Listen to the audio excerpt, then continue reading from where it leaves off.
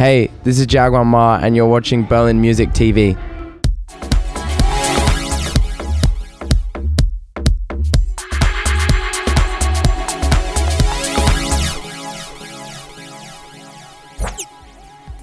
Herzlich willkommen bei Berlin Music TV, immer noch auf dem Made Festival 2014, heute mit Jagwar Ma. Hello. So, this name, I have a really big problem with the name. Jagwar Ma. Jagwar Ma. So, yeah, I asked a lot of people, nobody could tell me, is it Ja, is it Ja? Yeah, no, it's, is it Jagwar Ma? Ja, Jagwar. I think in Deutschland it's definitely Jagwar Ma. What do you think? Yeah, or Jaeger Ma. Jaeger Ma. Yeah. And what does it mean, and why did you choose this name?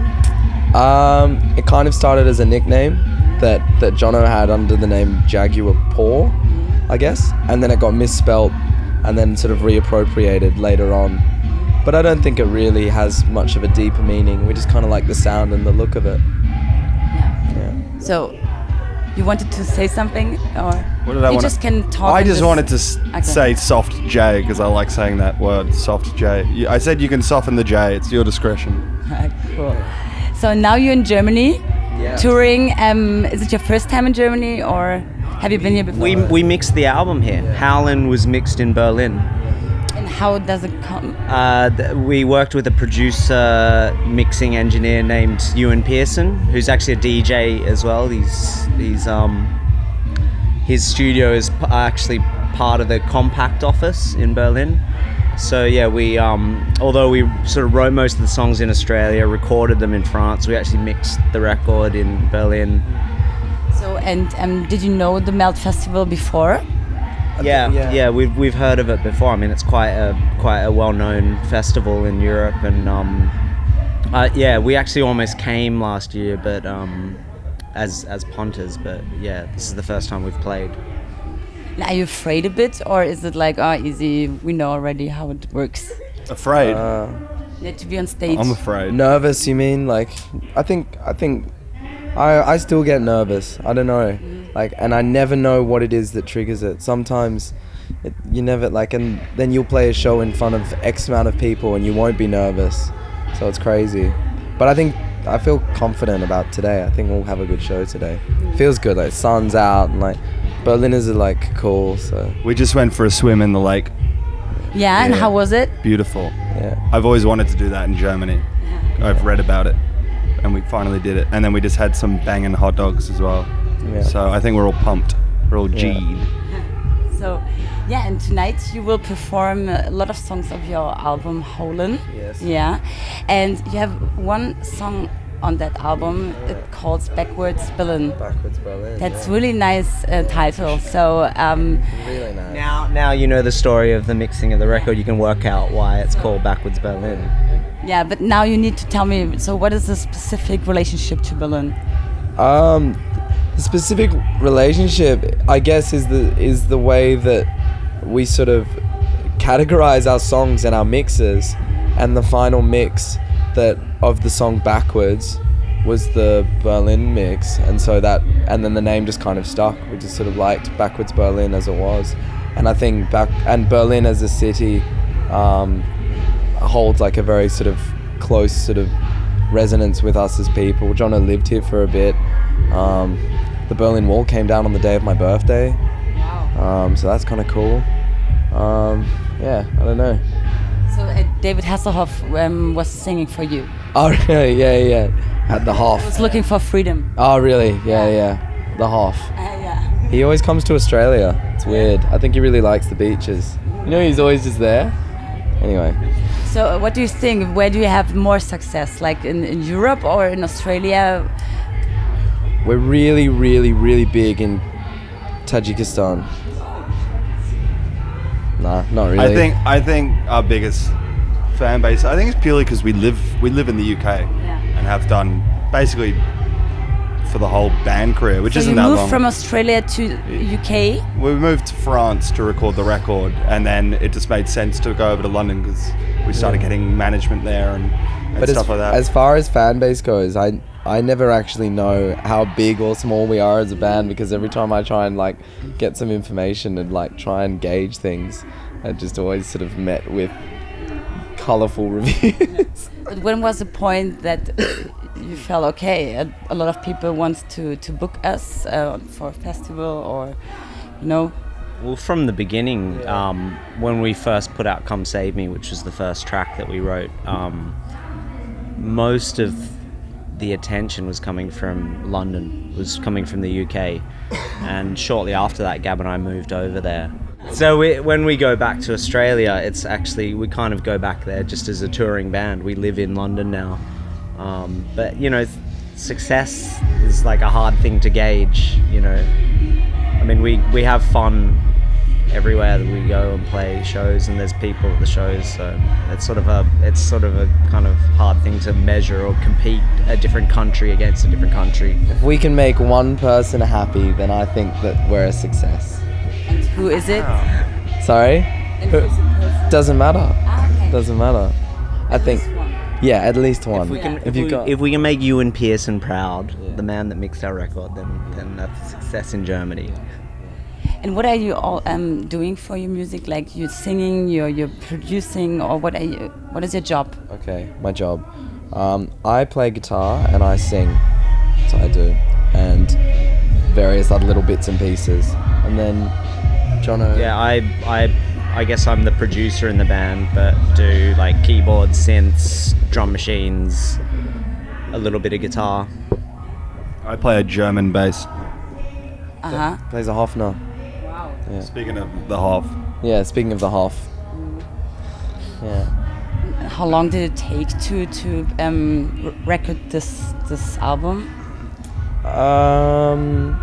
Probably about a year. A year solid of like, recording it and mixing it and stuff and writing it. And then there was a point that you said, okay, we can live from the music. Just that's a job right now. So do you think it will continue? I'd like to hope so.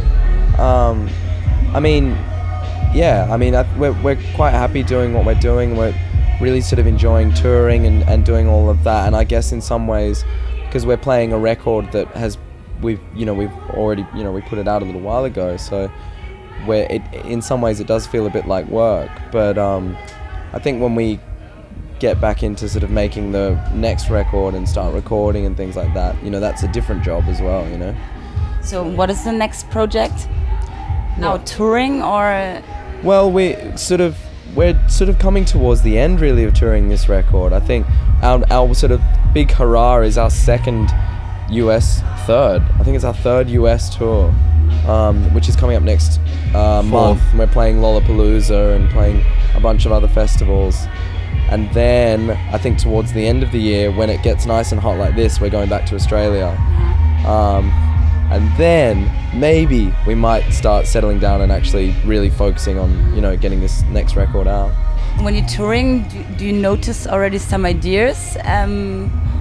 Yeah, well, the way that we perform live, we always try and keep things fresh for ourselves. So we always try and improvise and play songs differently and evolve and adapt.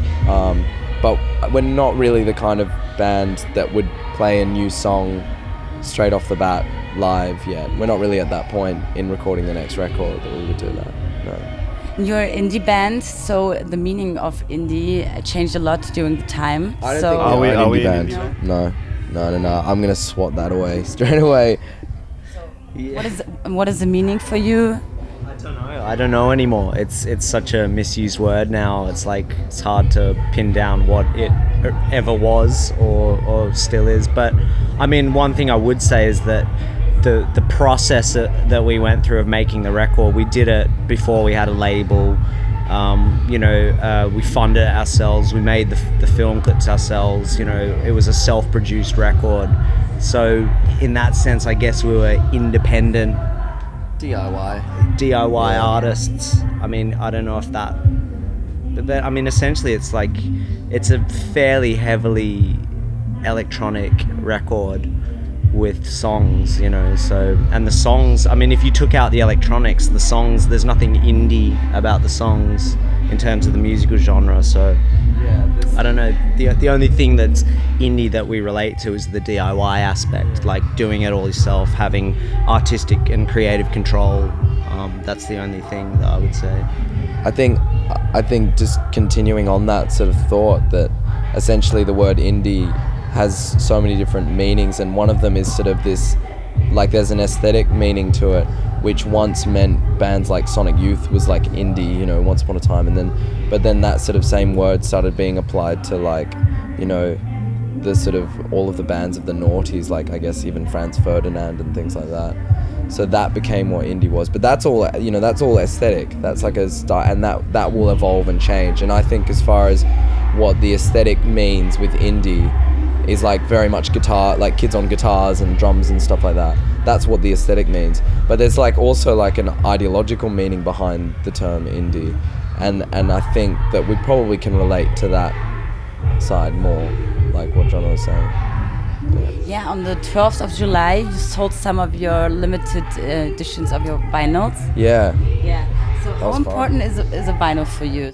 I think, I mean, it's different for everyone, the meaning of it, but for me, I think there's a sense of permanence when you put out a piece of vinyl with the artwork and the record. There's like a feeling that, like, even if we sort of vanish off the face of the earth in you know 20-30 years, some kid could find that record in a secondhand store, you know. So there's like this permanence or kind of like a sense that the music becomes infinite when you put it out there, whereas I don't know, as a MP3 on the internet, it feels like it could just be another drop in the ocean that could just kind of disappear when the file format is no longer supported by whatever computer.